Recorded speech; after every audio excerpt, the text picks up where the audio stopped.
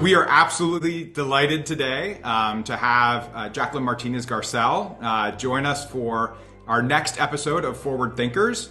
Jacqueline runs the Latino Community Foundation and is a member of the Leadership Council of California Forward. Let's just start out with, what are your top priorities for your organization?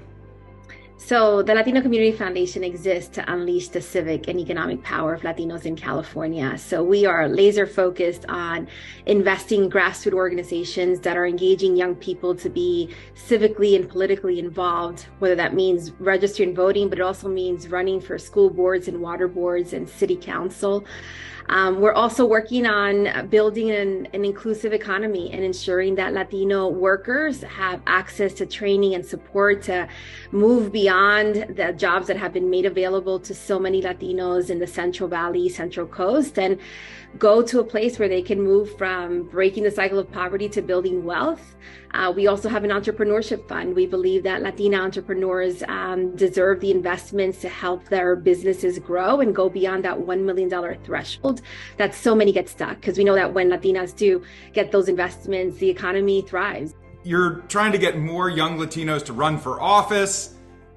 Is there any cynicism that you run into? How do you really get, these folks to believe that they can make a difference in these positions?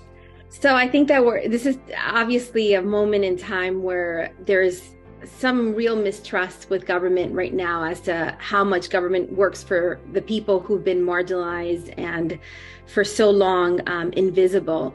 But we do know that young people are hopeful about their future. We've run so many polls, and even despite our, economic situation that we're in right now, Latino youth still feel hopeful about the future. The question is, where do they see themselves leading and supporting the change? And so we're trying to channel that energy, that leadership, that inspiration that they bring to the table about what can come about in California, given the fact that we are the fifth largest economy in the world.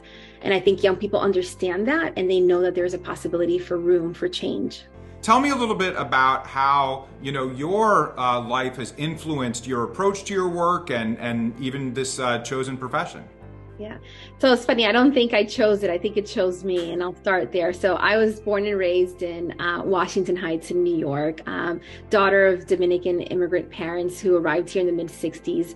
And I learned early on by just watching them and their interaction with community members and supporting each other, whether it was taking care of each other's kids while they went to work, whether it was organizing to clean up local parks, whether it was, standing in front of City Hall because our police department really wasn't being responsive to the needs of the community and was abusing their power.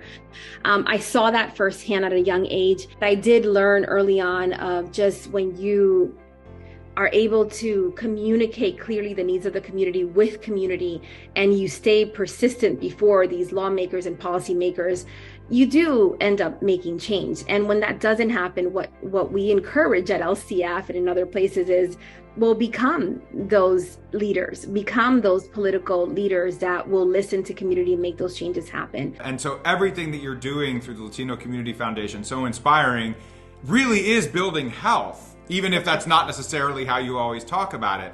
Well, you mentioned health, and we say the well-being of our families, right? So when people have access to healthcare, that's one piece, right? But we know that the bigger pieces are, can I send my kids to college? Can I put a savings account? Can I add to a savings account that would support my family in a moment of crisis? Can I open up this business, which is a dream of mine? When people are living out their dreams and there's hope, Micah, that's real well-being. We can provide an insurance card and people can go see a doctor. But true health and true fullness of life comes when we're given the opportunity to pursue our dreams, and everyone deserves that.